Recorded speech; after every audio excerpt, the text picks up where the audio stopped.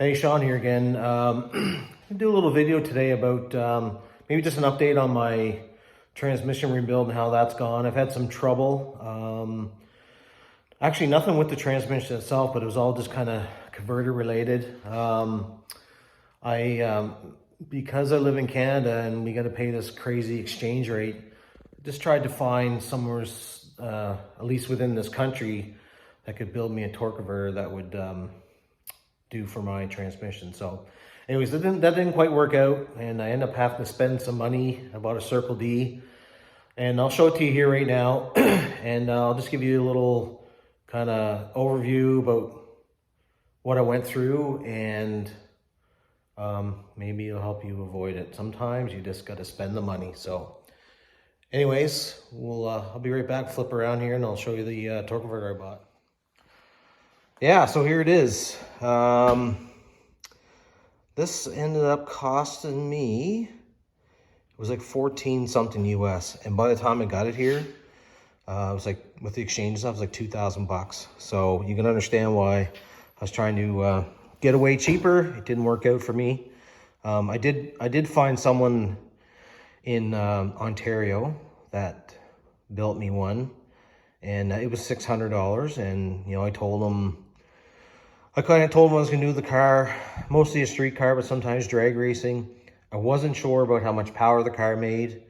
I guess I underestimated, and anyways, the converter failed, you know, within 2 or 3 months. And I'm going to put up some video here. Actually, I'm going to put up a picture right now. And I'll just, it's a picture sort of down inside the old torque converter, and it looks like there's a bearing out of place, or a snap ring, or something's going on there. So, and then I'll have a video, after that I'll put up a video that shows with the car running and kind of what it sounded like. And it took me a little bit to try to diagnose that, but once I drained the oil out of the transmission, it was going on. I knew what was going on because it was just all full of glitter.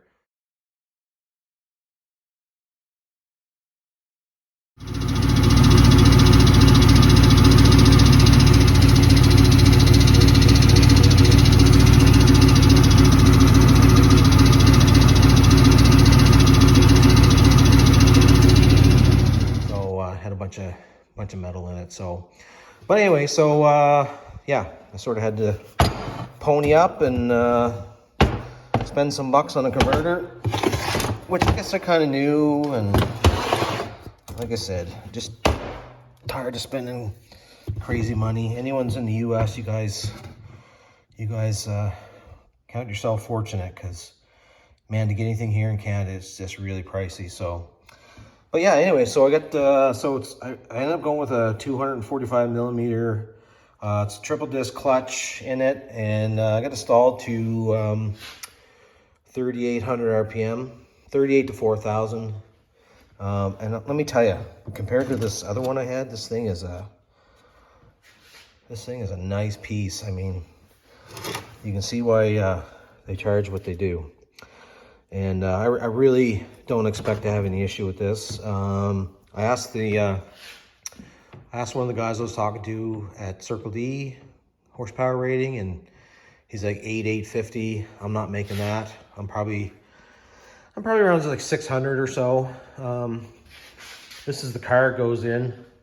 4.6 4-valve on 370 millimeter turbo.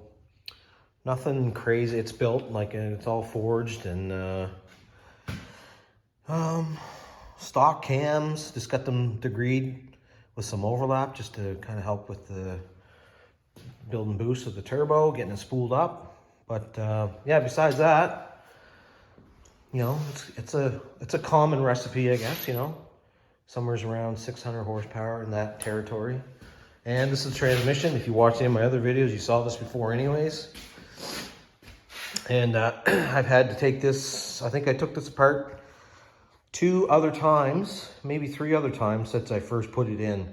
Because every time the torque converter failed, I'd have to take it apart and clean it all out. And so, yeah. And each time when I got it rebuilt, I kind of thought, okay, I'm good now. Like for the torque converter, like once they repaired it, once the other company I was using, once they repaired the torque converter, every time I thought, I was like, okay, I'm good now. We're gonna be good. So anyways, not the case. And you know what? I don't blame this other company. Like this is my first time with any kind of modified automatic transmission. I didn't know exactly what I was getting into or what I needed. And I just kind of naively thought like, well, what's the big deal with the torque converter, you know? But it is a big deal. So anyways, I guess my lesson to, or my message to you is there's some stuff you might be able to cheap out on. Torque converter isn't one of them. You really need to spend the money. So and if you live in Canada or overseas or whatever, as much as it sucks, just bite the bullet and do it, because the money I would have spent in the first place buying a good converter, I've spent that or more trying to make this other converter work. So like every time you got to replace this oil, the stuff here, it's about 150 bucks again in Canada, right? And you gotta take this apart, and that's all your time to do that. And that means the valve body too, stripping the valve body down, making sure it's all clean, blow everything out and all that stuff. So I bet you every time that this torque converter failed, probably cost me $200 or $300, $100 for shipping. Again, I live in New Brunswick, and I had to ship it to Ontario to get it repaired. And they repaired it for free, but it's never really for free because it costs you, you know, your time and oil and all that stuff. So anyways, so I just got this in. My job today is I'm getting this transmission put back in the car and kind of get this job behind me, and I hope I never have to do it again.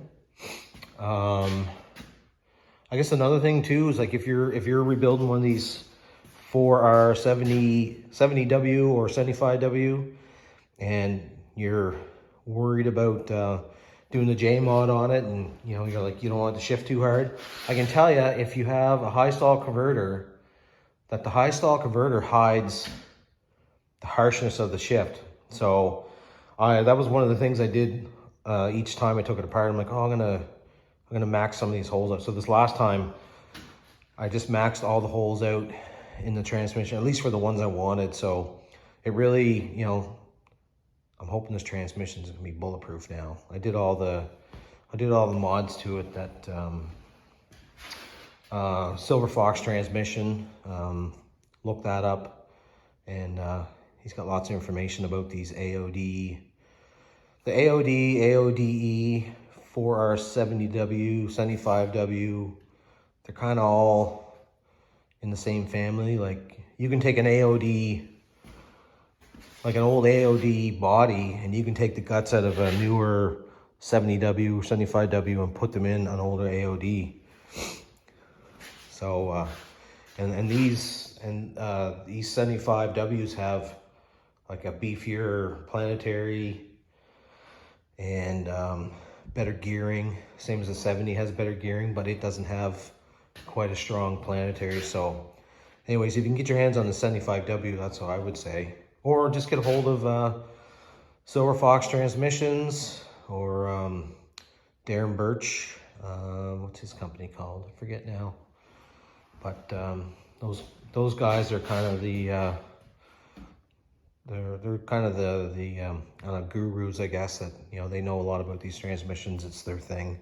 They can build you a pretty stout transmission. So anyways, yeah, so I just wanted to give you an update on that. And yeah, just when it comes to torque converters, spend your money, because you're going to spend it anyways. If you try to go cheap, you're going to end up spending it anyway. So you might as well just suck it up and buy what you need, and buy something that's a little better than what you need. So you got room to grow in your horsepower, and you know, should still hold up. So anyways, thanks for watching, and time for me to put this in. Anyways, I'm not going to show you that because there's all kinds of videos to show you to put the transmission in if you want. So anyways, I'll talk to you later. Like, share, subscribe, and until next time.